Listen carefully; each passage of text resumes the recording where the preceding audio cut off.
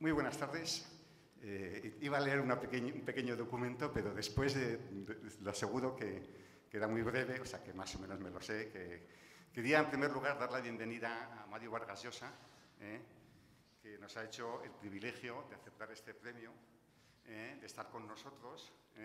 También agradecerles a ustedes el que hayan venido a pesar de la noche fría de diciembre, pero todos estamos muy contentos de estar aquí porque se lo merece, Mario se lo merece, ¿no? Ya saben ustedes lo que es civismo, ¿no? Civismo es un pequeño think tank de carácter, somos partidarios del liberalismo económico, de un liberalismo además, si se quiere, clásico, que incorpora, si se quiere, una gran tolerancia y además de esa gran tolerancia, pues es compatible con el humanismo cristiano, diverso, nos gusta la diversidad y esto es lo que somos, hacemos muchísimas cosas, muchos informes, porque hay mucha información confusa y a veces pues tendenciosa, ¿no? Y bueno, eso es lo que hacemos, llegamos a muchos millones a lo largo del año y para nosotros hoy es un día muy especial porque es el único día en que hacemos un gran acto y premiamos a alguien que se lo merece, ¿no?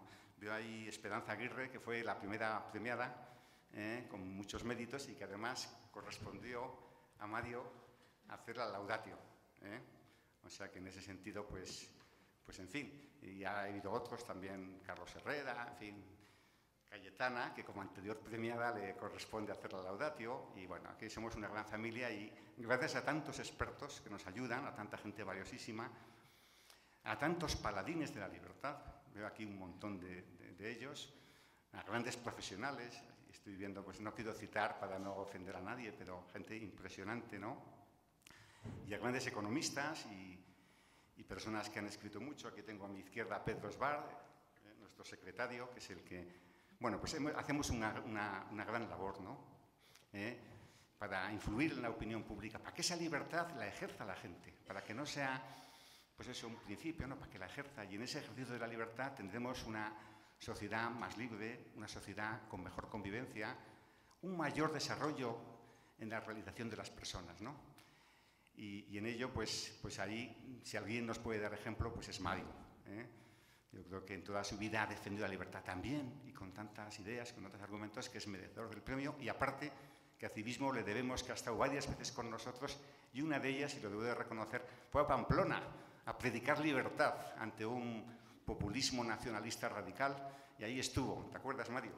En Pamplona, ahí estuvo, ahí le acompañaba Carlos Herrera como escudero, pero lo pasamos muy bien. Bueno, pues nada más, yo sin más dilación, como el acto mío, mis palabras son muy cortas, quiero pasar la palabra a nuestro secretario, Pedro Esbar Girón, para que lea el acta que concede el premio a don Mario Vargas Llosa.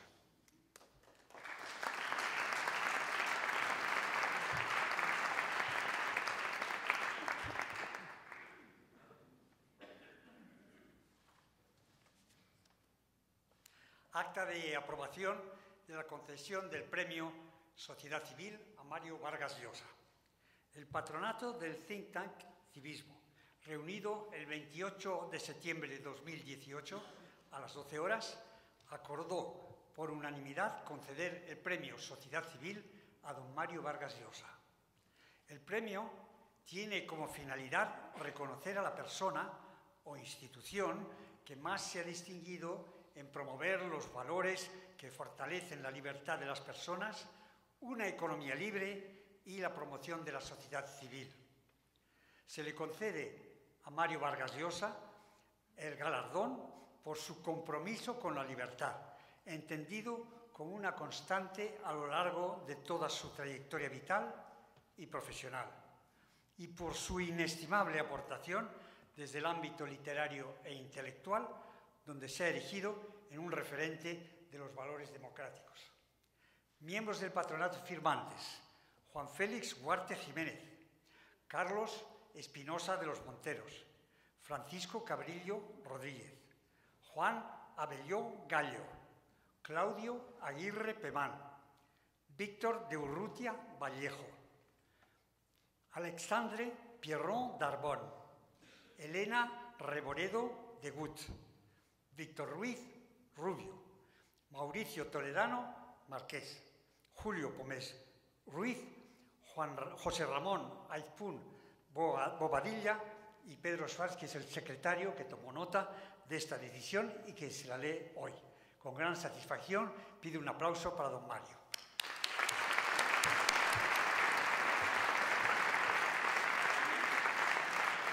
Sí. Bueno,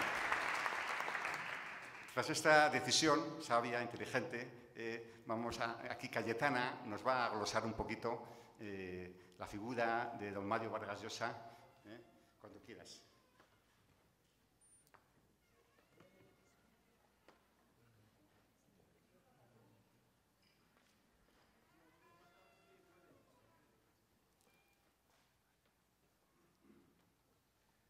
Buenas noches.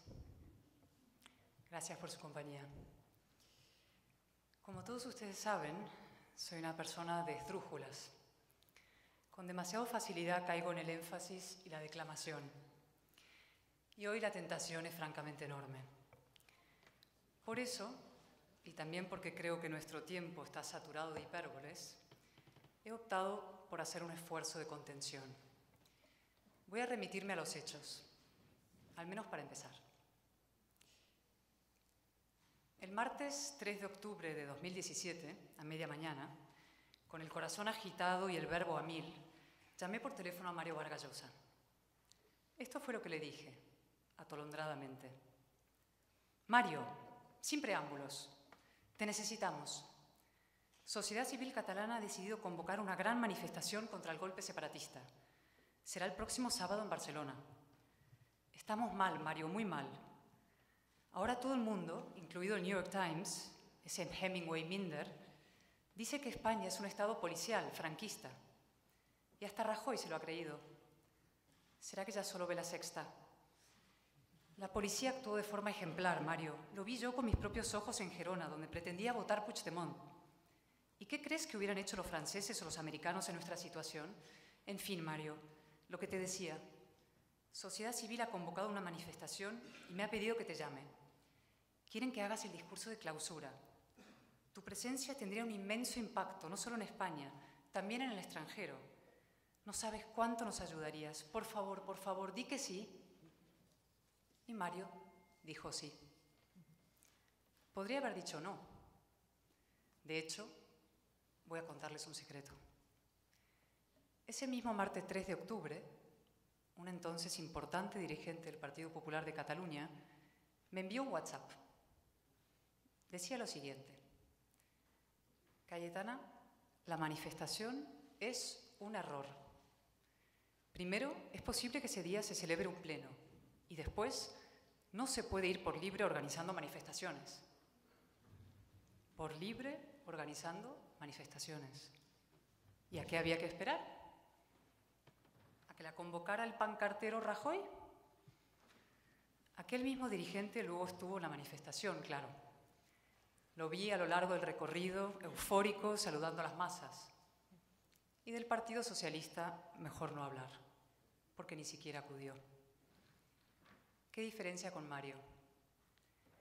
Mario sí tenía motivos prácticos para no acudir a Barcelona. El sábado 8 de octubre, Isabel y él tenían previsto viajar a Moscú, donde Mario iba a recibir uno de los cientos de premios que le han conseguido a lo largo de su admirable trayectoria literaria y cívica. Ya tenían los billetes sacados, el hotel reservado, la logística montada, los anfitriones ansiosos, el público expectante. Y sin embargo, Mario cambió sus planes. En un segundo, sin dudarlo, sin poner objeciones, con un entusiasmo expansivo por España y por la libertad. Y eso que todavía no había hablado el rey. Quedamos el 8 a las 8 en Atocha. Las tortugas del estanque tropical de Moneo aún dormían. Mario venía solo, sin ninguna la parafernalia que suele acompañar a los grandes hombres y a tantos pequeños. Nos sentamos en el AVE frente a frente, comentamos los periódicos, charlamos con medio vagón, todo el mundo se le acercaba, hasta que en un momento dado vi como Mario sacaba de su bolsillo un par de folios. Estaban escritos a mano. Empezó a leerlos lentamente, concentrado. Cada tanto levantaba la vista para mirar el paisaje a través de la ventana. La piel muerta seca de los monegros, el perfil dramatizado de Montserrat. Entendí que eran notas para su discurso y que lo estaba absorbiendo, digiriendo, como hacía Churchill, otro orador prodigioso, otro grandísimo escritor que movilizó la palabra al servicio de la democracia y de la libertad. Esperé que acabara y le pregunté si estaba nervioso. Se le iluminó la cara y me contestó: hace 20 años que no doy un meeting. ¿Y qué meeting dio? Barcelona estaba irreconocible ese día, al menos para mí. Yo creo que quizá Mario sí la reconoció.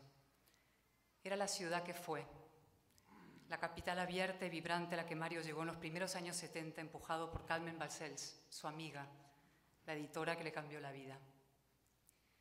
En la estación de Sants nos esperaba un coche. Rodeamos la ciudad hasta el cruce entre el Paseo de Colón y la Vía Laietana, donde ya fue imposible avanzar. Nos bajamos y subimos a pie hacia la cabecera de la manifestación.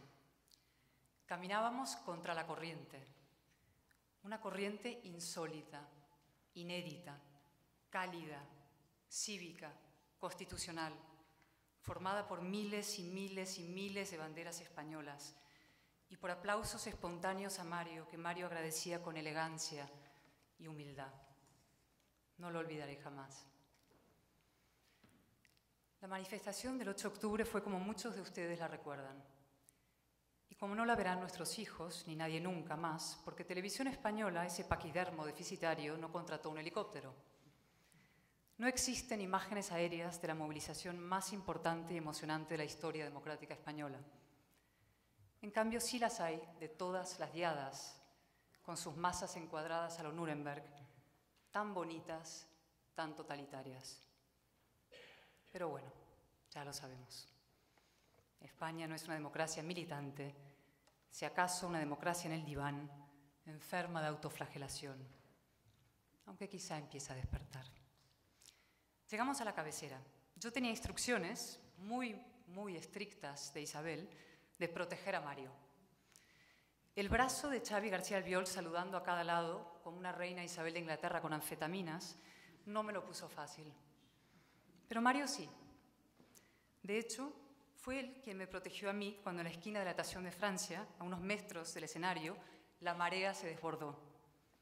Y mucho más relevante aún, fue él quien nos amparó a todos los españoles cuando por fin tomó la palabra. El discurso de Mario Vargas Llosa del 8 de octubre de 2017 lo hace por sí mismo merecedor de este premio y hasta de un Nobel de la Paz.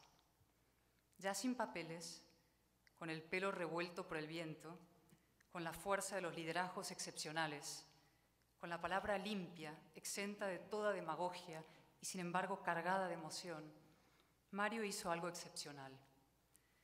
Se dirigió a los catalanes y al conjunto de los españoles como adultos. Combinó el afecto con el emplazamiento.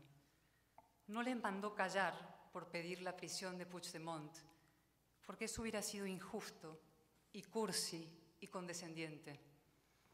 Comprendió la angustia de los que llevaban décadas silenciados y marginados y maltratados y la canalizó hacia donde era útil y necesario, hacia la defensa de una Cataluña tolerante, inclusiva, cosmopolita, democrática y moderna. Una Cataluña alejada del tribalismo, el sectarismo y la xenofobia. Una Cataluña, una España, dispuesta a encarnar y a defender con vigor los 3 pilares de la vida civilizada: la libertad, la igualdad y la fraternidad. Ya me he puesto esdrújula. Cuando se piensa en Mario Vargas Llosa, la primera palabra que viene a la mente es libertad. Y literatura, claro, pero hoy no hemos venido a hablar de sus libros. Mario es un liberal y también es algo mucho más difícil, un hombre libre. Un adulto que encara la vida sin coartadas y sin pretextos, que desconoce el victimismo, que no echa la culpa a Dios, ni al destino, ni a esos misteriosos líquidos que, según algunos sabios de las ciencias, lo deciden todo por nosotros. Él asume su responsabilidad y actúa consciente de que la vida es hoy y única y breve, y que si hay que morir, que sea de pie. Mario también evoca la igualdad, en un sentido profundo, y lo siento por los restos del naufragio socialdemócrata, de esa izquierda que abandonó la igualdad por la identidad y que se ha quedado sin igualdad, sin identidad y, según volvimos a comprobar anoche, sin votos. No conozco a nadie con más méritos para la soberbia y menos inclinación hacia ella, en la prosa y en el trato. No sé cuántos escritores, jóvenes y viejos, brillantes y mediocres, se habrán beneficiado a lo largo de las décadas de su consejo y aliento. Miles, supongo. Pero sí sé cómo Mario concede y reparte y distribuye las oportunidades entre los que se acercan a él para pedirle ayuda. Cómo entrega a manos llenas lo más valioso que tiene, su talento y su tiempo. Con qué modestia y qué generosidad. Bien, pero con esto no cumplo mi encargo. Julio Pomés me pidió que fuera original y yo a Julio procuro hacerle caso. Además sé que lo que voy a decir le va a gustar porque va a misa. Por encima de la libertad, por encima de la igualdad, incluso por encima de la literatura, la palabra que mejor define a Mario Vargas Llosa es la fraternidad. La menos citada y solo aparentemente la menos sexy de la luminosa triada de la Ilustración. Su actitud ante el 8 de octubre fue la expresión de una disposición intelectual y moral. Mario es, ante todo, un hombre fraterno. Y en ese adjetivo cabe un mundo, literalmente. Cabe España, desde luego, como la celebramos esta semana. La España de la Constitución de 1978 es la España de los hermanos reconciliados. Es un país que dejó atrás la muerte, el odio y la división, que se refundó sobre el reconocimiento no solo de la libertad y la igualdad de todos los españoles, sino también de su condición de hermanos. Hermanos no de sangre, no de raza, de la historia y de la cultura en un sentido ancho, ciertamente, pero sobre todo de la ley, hermanos de ciudadanía. Esa manera de entender la fraternidad española es la que está hoy bajo asedio, desde varios frentes, y en todos ha lidiado y lidia Mario con pasión, pero sin vulgares atajos sentimentales. Para empezar, la fraternidad de Mario es un antónimo y un antídoto del nacionalismo, y de la xenofobia, y de la segregación, y de esa enajenación moral que lleva a un hombre a calificar a sus conciudadanos como bestias con forma humana, carroñeras, víboras, hienas, con un estremecimiento en su cadena de ADN. La misma que llevó a ETA a matar vascos en nombre del pueblo vasco, o a un socialista, a decir que Cataluña es diferente de España como Dinamarca del Magreb. El hombre fraterno es el que es capaz de superar el instinto tribal propio de la naturaleza humana para mirar al otro con curiosidad, respeto y empatía. Es el que contrarresta los intentos de exclusión no con una histérica venganza identitaria, sino con una apelación inclusiva a la común humanidad. Exactamente así es Mario, implacable con el nacionalismo por pura fraternidad, por pura civilidad, porque entiende que los españoles o siguen siendo hermanos en ciudadanía o dejarán de ser ciudadanos. Segundo, la fraternidad de Mario es también contraria al cainismo, esa vieja manía española de matarse unos a otros o como mínimo de enterrarse civilmente. Daba un cierto pudor realmente escuchar anoche a Pablo Iglesias invocar la fraternidad con el puño cerrado y guiños ocultos a la autodeterminación de los ricos. Todavía no he entendido que su doble agresión a la fraternidad española es la causa de su derrota. Ingenua de mí. Iba a decir que debería leer un poco a Mario, por lo menos escucharlo.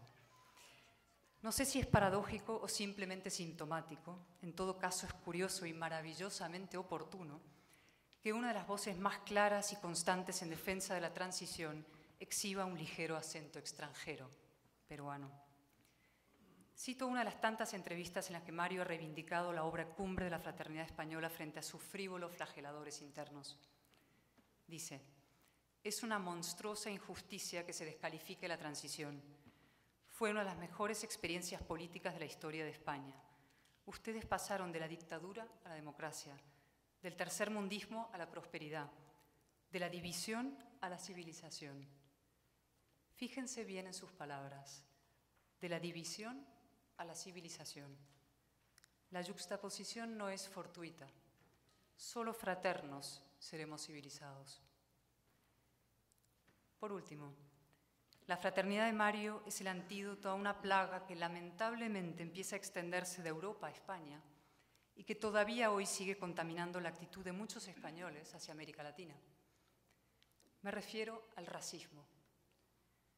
Hace algunos años, preparando una intervención parlamentaria, descubrí una conferencia que Mario pronunció hace 35 años en Cartagena de Indias. Es un texto imponente, una versión del Yo acuso de Solá que mantiene plena vigencia. Todavía hoy hay quienes asumen o incluso promueven para América Latina lo que jamás tolerarían para España y Europa. Hay quienes braman contra un dictador muerto hace 43 años, pero se pasean extasiados por La Habana y hacen suculentos negocios con un dictador vivo. Quienes lloriquean ante las imágenes de refugiados sirios, mientras con sus falsos diálogos dan oxígeno a un narcoestado que ha provocado la mayor diáspora del siglo, 4 millones de personas. Hay quienes denuncian la intolerable pobreza infantil en Madrid, mientras aplauden lo que llaman drásticos avances democráticos, sanitarios y hasta gastronómicos de Venezuela. 3 comidas al día, dijo Íñigo Rejón, que hacen los venezolanos gracias a Nicolás Maduro, y se felicitó. Hace 30 años, Mario calificó este doble rasero moral como un racismo visceral y lo sigue denunciando y combatiendo en América y en Europa con una entrega y una paciencia admirables. Su lucha es una actualización del célebre título de Sarmiento: fraternidad o barbarie, no hay fronteras morales. Acabo ya. A los liberales se nos suele imputar un cierto egoísmo, una ligera altanería. Mario es la prueba de que el buen liberalismo es cordial y afable y fraterno. O más aún, Mario es la demostración de que el liberalismo es el verdadero aliado de la fraternidad. Solo quien mira y valora al otro como un individuo y no como parte de un colectivo étnico, sexual o racial puede tratarlo como un hermano, es decir, como un igual. Libertad, igualdad, fraternidad. La Revolución Francesa alumbró la figura de Marianne como símbolo de los 3 principios que han impulsado la etapa de mayor progreso de la humanidad y los mejores 40 años españoles. Marianne, mujer valiente y sensual, con una bandera en la mano y los pechos desnudos. La bandera, símbolo de la nación de ciudadanos, los pechos de la libertad. Qué coincidencia etimológica tan afortunada, tan feliz. En esta España extraña, donde los valores republicanos los encarna un rey y donde el feminismo patrocina la censura, Marianne es un hombre y se llama Mario. Y así, con mi admiración, con mi gratitud, con todas mis esdrújulas y con un abrazo fraternal, hago entrega del Premio Sociedad Civil 2018 del Think Tank Civismo a Mario Vargas Llosa.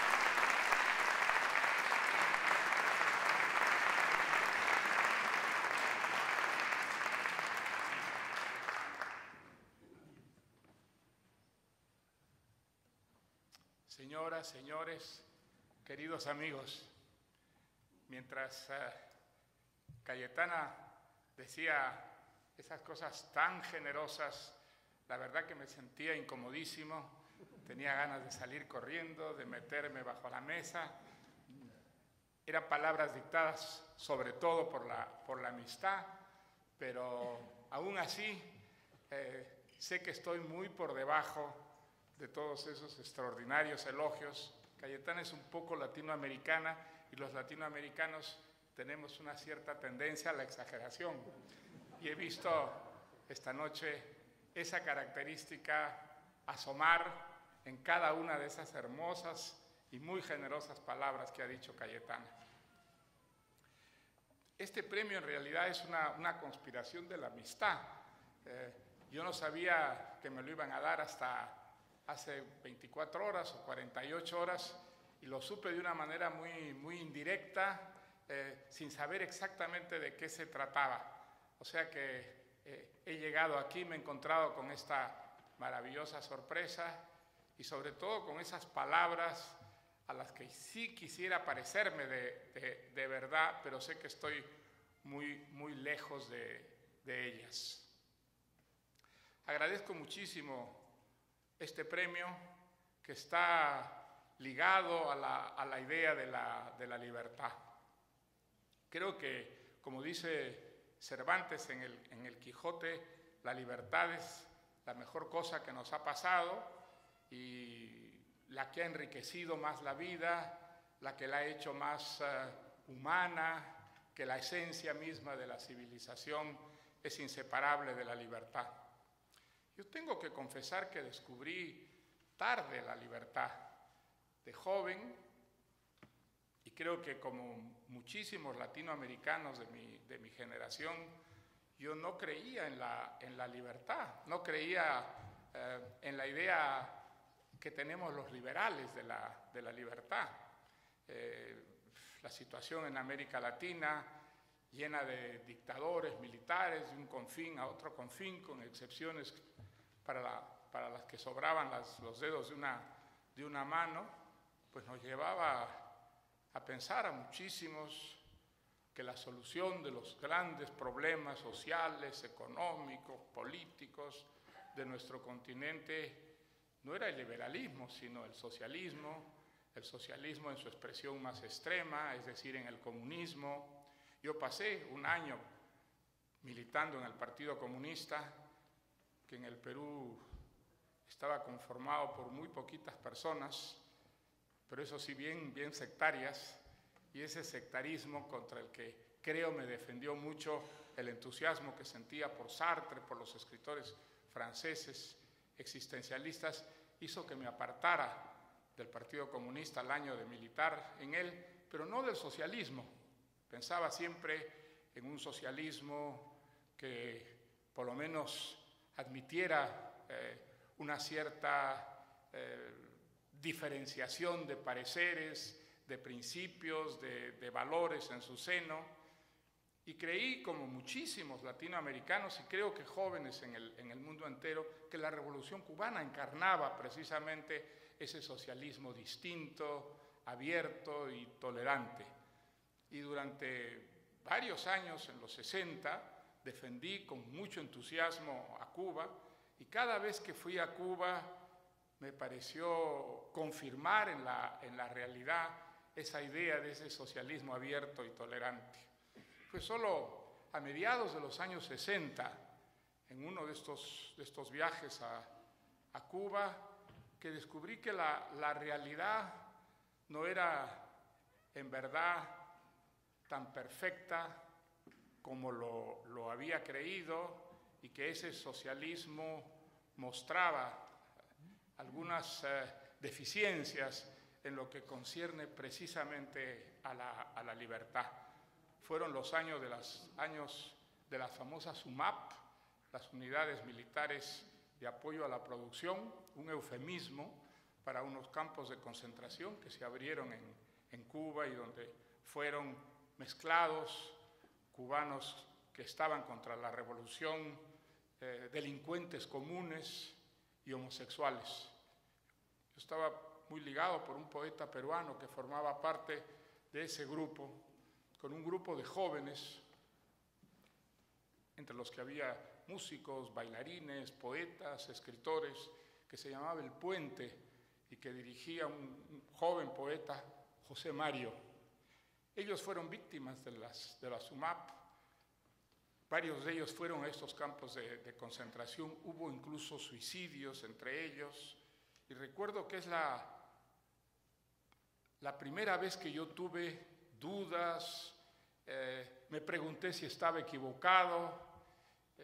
Sentí un gran malestar y le escribí incluso una carta privada a Fidel Castro, a quien no conocía, diciéndole mis dudas y mi angustia y mi preocupación por ver cómo en Cuba, lo que me parecía a mí un socialismo abierto y tolerante, aparecían de pronto esos campos de concentración en los que se cometían tantas brutalidades e injusticias. Y recibí como respuesta una invitación del propio Fidel Castro, que nos reunió un grupo de escritores, supongo que por las mismas razones que a mí, porque habían expresado dudas, críticas respecto a la creación de la SUMAP. Fue la única vez que vi a Fidel Castro y que estuve cerca de él. Estuvimos toda una noche, de 8 de la noche a 8 de la mañana, escuchándolo. Era muy difícil realmente, en los pocos tiempos libres que nos dejaba, colocar alguna pregunta. Habló sin parar y fue desde luego impresionante. Se paraba sobre la mesa, nos explicaba las emboscadas que habían tendido el ejército de Batista mientras luchaban en la Sierra Maestra. A ratos hacía alusiones al Che Guevara, que estaba entonces desaparecido, no se sabía en qué parte. Daba a entender los posibles lugares donde podía estar el Che Guevara. En fin, fue muy impresionante estar con esa figura mítica en persona y viéndolo actuar de cerca. Me impresionó, pero no me convenció. Y creo que desde entonces empezó a abrirse paso en mí la idea de que no era precisamente el socialismo el que encarnaba esa libertad que yo, por contraste, había empezado a conocer, a reconocer y a sentirla como un elemento indispensable de la civilización, de una sociedad en la que la fuerza bruta no impera, sino un modo de relacionarse entre los seres humanos que excluyera o limitara al mínimo la violencia. Fue un largo aprendizaje que me llevó, luego de un periodo de mucha confusión e incertidumbre, a asumir los valores democráticos y poco a poco el liberalismo. Creo que pocas palabras han sido tan distorsionadas, transformadas en su contrario, como la palabra liberalismo. El liberalismo, el neoliberalismo, llegó en un momento dado a ser una especie de insulto con la que se descalificaba a una persona, y no solo desde el punto de vista político, sino desde el punto de vista moral. Ser un liberal parecía asumir todas las injusticias de que está hecha una sociedad, el egoísmo, la avidez por lo material, el desprecio a los pobres, defender la explotación.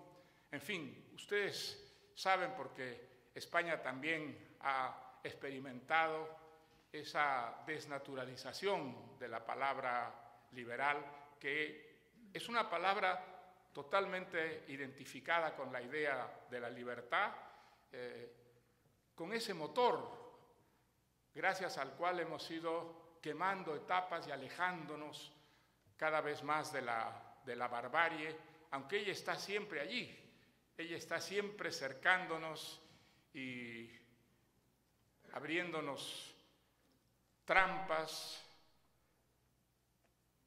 de las que, por ejemplo, como ha recordado Cayetana,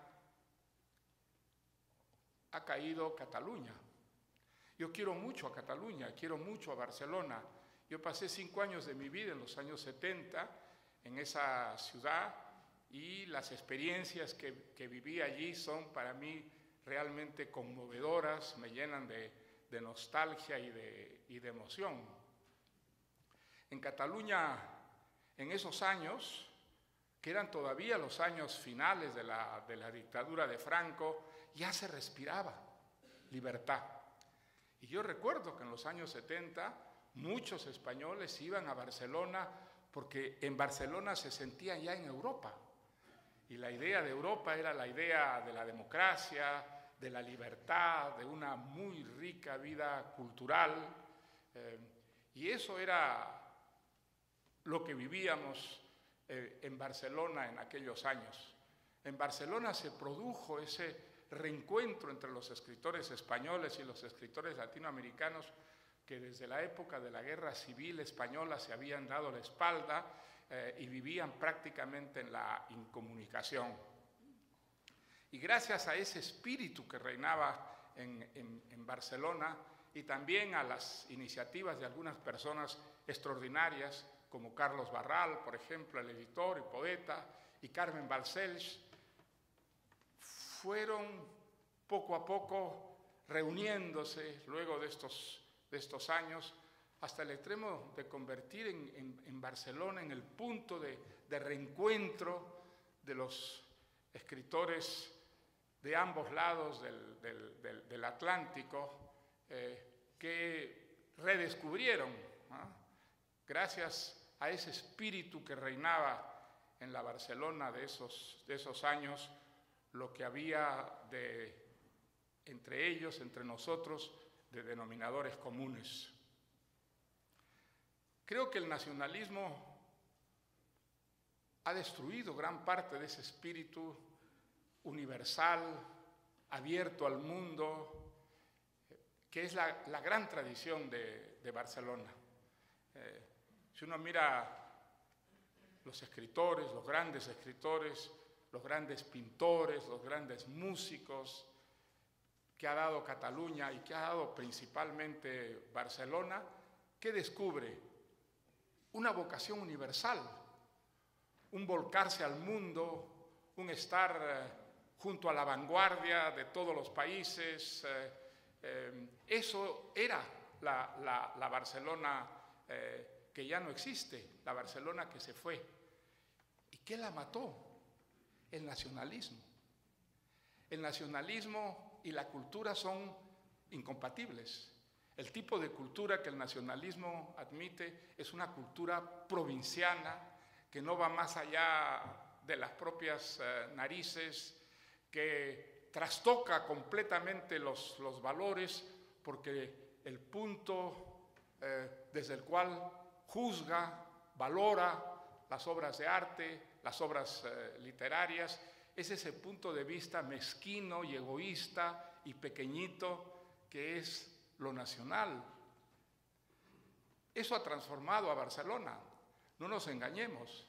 La Barcelona de hoy en día es una Barcelona provinciana, es una Barcelona que no se abre al mundo, sino que se cierra frente a él, que convierte en valores los pequeños hechos provincianos y que inventa figuras y admiraciones a partir de ese punto de vista pequeño y egoísta que es el punto de vista de todo nacionalismo. La manifestación a la que Cayetana me invitó fue una demostración que hay otra Cataluña, que hay otra Barcelona. Creo que quienes estuvimos allí nos llevamos en primer lugar una sorpresa extraordinaria. El nacionalismo mentiroso nos había hecho creer que Cataluña era un espíritu nacional, una ambición nacional, y era mentira. La Barcelona que representaban esos cientos de miles de personas que se echaron a la calle en esa manifestación contra el nacionalismo, en favor de la unidad de España, en favor de la España europea, de la España democrática, de la España civilizada y moderna, yo creo que representan el verdadero espíritu de Barcelona, aquello que atraía a tantos españoles a esa hermosa ciudad en los años 70, cuando se tenía ya la seguridad de que la dictadura daba las últimas boqueadas y que lo que iba a sucederla era la democracia, la libertad y un estado de cosas en que la cultura sería la gran protagonista. Ese era el espíritu que reinaba en la Barcelona de esos años. La convicción de que la libertad estaba ya al alcance de la mano y sobre todo de que en esa sociedad que vendría, que ya estaba allí la cultura, es decir, la imaginación, la fantasía, el conocimiento, iban a ser los grandes protagonistas. Y en cierta forma ha sido así. Por eso es que creo que hay que defender la transición y de ninguna manera sumarse a quienes hacen de ella un escarnio sistemático, como si España hubiera vivido experiencias tan ricas, tan extraordinarias como las que vivió durante la transición. No hay que olvidarse que el mundo entero respetó y admiró a España por la manera como había pasado de la dictadura a la democracia, de ser un país subdesarrollado a ser uno de los países más prósperos de Europa, de la confrontación violenta a una tolerancia sistemática, a vivir en paz dentro de una legalidad y dentro de una libertad que ha traído un extraordinario progreso a este país. Yo llegué a España en el año 1958 como estudiante y España era un país subdesarrollado. España era un país muy semejante a los países latinoamericanos de donde yo venía. Y la transformación de España en esos pocos años ha sido verdaderamente extraordinaria. Eso no quiere decir, desde luego, que los problemas estén todos resueltos, ni muchísimo menos. Los problemas nunca están del todo resueltos, pero hay distintas maneras de enfrentar esos problemas y el más civilizado y el más humano es el de la democracia, es el que representa la libertad. Y eso es lo que ha vivido España todos estos años. Por eso es que creo que hay que oponerse con energía, con razones, más que con pasiones, a quienes niegan la transición y reniegan de lo que ha ocurrido en España en estos últimos 40 años. Desde luego que hay que mantener vivo el espíritu crítico. El espíritu crítico es el que permite los cambios, las reformas, las transformaciones, pero al mismo tiempo reconocer que en estos 40 años España ha vivido uno de los periodos más ricos y mejores de su larga existencia.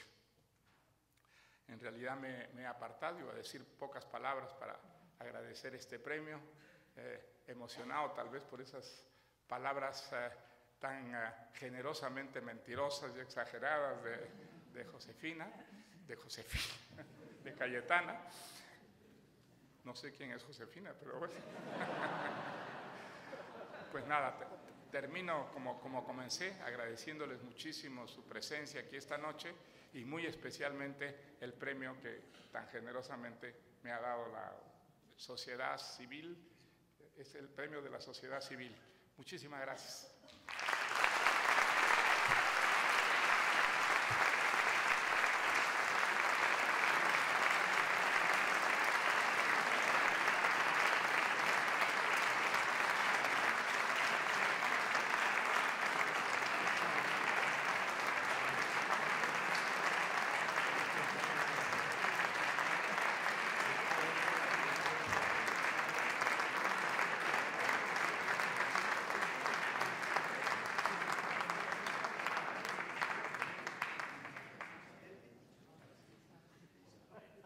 Pedro, que es el secretario, me recuerda de que tengo que levantar la sesión. Muchas gracias por haber venido. Y ahora los patronos de civismo y de la Fundación de la Libertad tenemos una pequeña reunión y nada más que recordársela, ¿no? En la cacharrería. A los demás, muchísimas gracias. Y el año que viene ya lo tenemos muy difícil. Después de Mario, yo creo que ya es imposible. Hemos ya agotado ya a lo mejor, ¿eh? Por eso le pido otro aplauso y nos vamos. Venga.